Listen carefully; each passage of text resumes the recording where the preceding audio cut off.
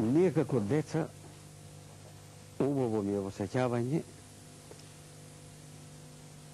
кога се врати дедо од затвор, он падна тешко болен. Ние не сме толкова сеќале оти. Можно е у скоро време душа да испушти, меѓутоа осеќахме по мајка ми, по тетка ми, по сестрите, дека тие веќе се припремаше за нештото.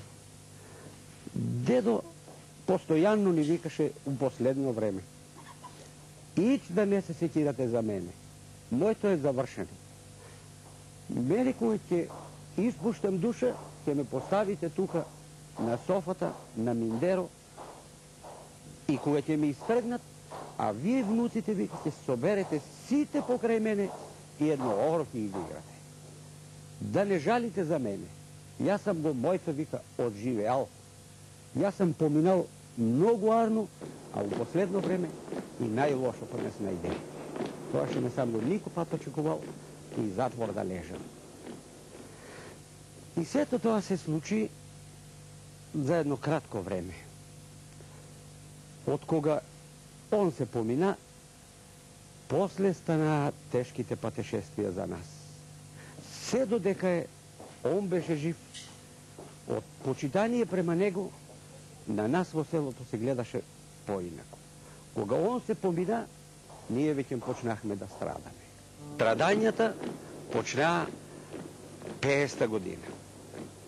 Од 50-та година, кога 49-та, 50-та година, кога се створи СРЗ, татко ми го затворија. И кога го него затворија, за кратко време после него и тетин ми го затворија. Оние доа веќе во затвор. Ние бехме како црна овца во стадото во селото веќе, прогласени за ратни богаташи.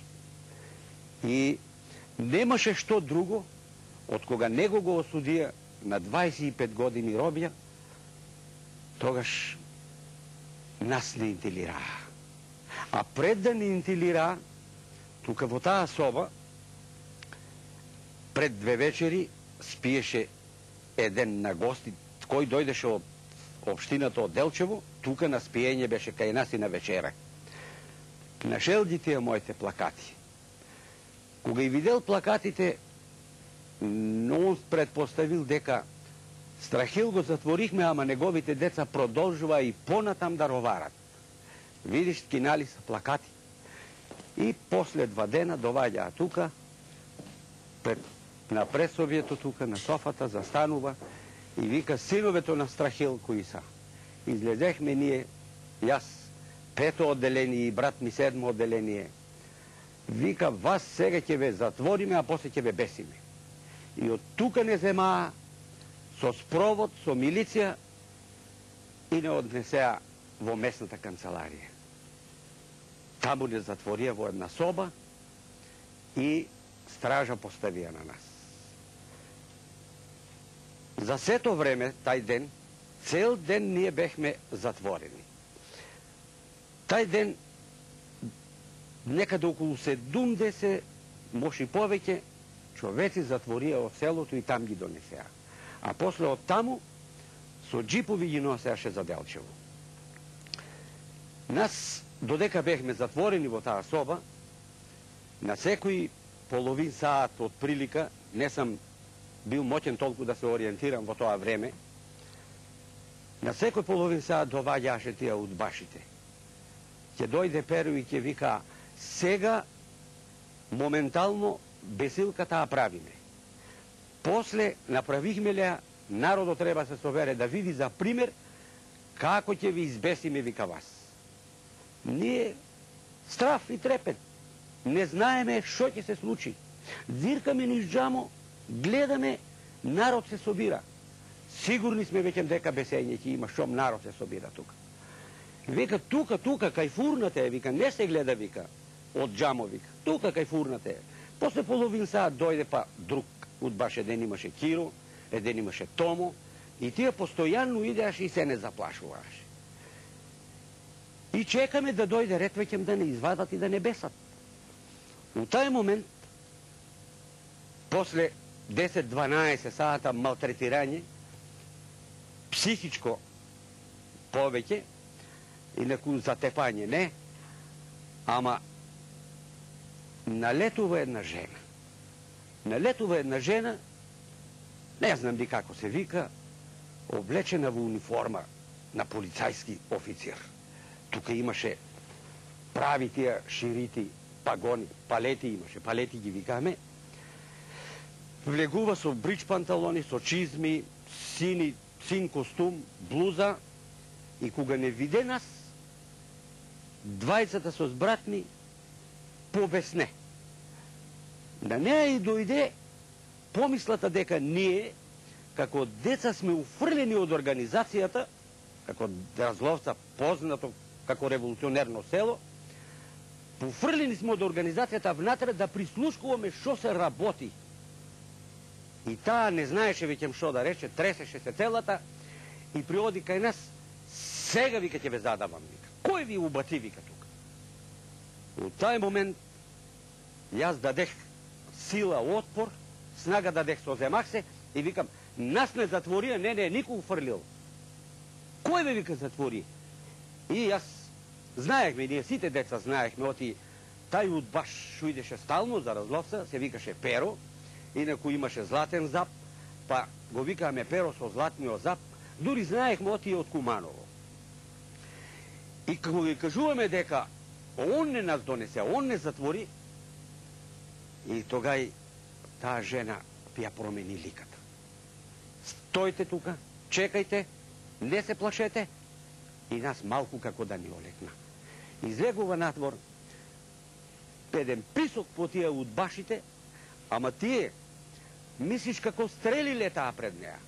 И право застанува и мирно стојат, ни лево, ни десно не смеат да мрднат. Таа ги само гледа и пита, кој ги донесе деца тука? И Перо како герој сака да каже, еве, он шо успеал да не фати и нас. И он сака да каже кој сме ние, шо сме, таа со еден громогласен извик, вика, чут! Тоа ли ти е целта била? И после тоа цркање, викање, она многу људи црка, вика, брш да ве нема, испади. После друга политика, доваѓа кај мене, гледам, оти јас сам помал, брат ми поголем, поразбира, он се поплаши и залепил се за зиду и стои таму. И јас послободен, викам, нас не затвори Перо. А зашо ве затвори? Викам, за едни плакати. А јас викам плакати. А они не може да ме разберат. Оти они ги викале пароли. А јас ги викам плакати. И вика, какви беа плакати? Па викам, пред месец и пол под зидовето што беше да живее 1 мај ден на трудот. Добро. Ништо, се е завршено, вие ќе се одите дома. Татко вика дека е. Она не знае оти ние сме децата на Страхил.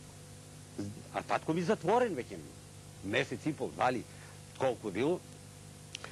Викам, татко ни е затворен. Ако е крив, ние, обично децата, сакаме да се извадиме со него. Ако е виновен, затворили сте го. Ништо, него сме го затворили. Ако е виновен, ќе го судиме. Ако не е виновен, ќе го пуштиме. И малку како да се повратихме во себе си, и она чисто така како мајчински приоди и вика, а одиш ли ти на школа? На мене ми вика. Викам, одам, оделени си, 5 оделение заврших. Вика, а ти 7 оделение, вика, брат ми. Сега ќе ве пуштам, ќе си идете дома, да си одите пак на школа. А тие плакатите, вика, не ви требало да ги кинете. Ами викам, тетрадки немаме. Од тие плакати ние сечеме, викам, па тетрадки правеме. Ами напишено? Нема, викам, напишено. Дош до месец и пол ги исперал, викам. Ништо не се познаваш. А ние ги сечеме, викам, и тетрадки шиехме. Немаше во тоа време тетрадки, никакви. Нити книжари постоја, нити фабрики постоја. Вика, добро, нашли сте се, сега ќе си одите, ќе продолжите, вика, да одите на школа. И оти, таа држава сега што правиме, ќе треба кадар. А вие ќе одите на школа и еден ден некој треба, вика, нас да не замени.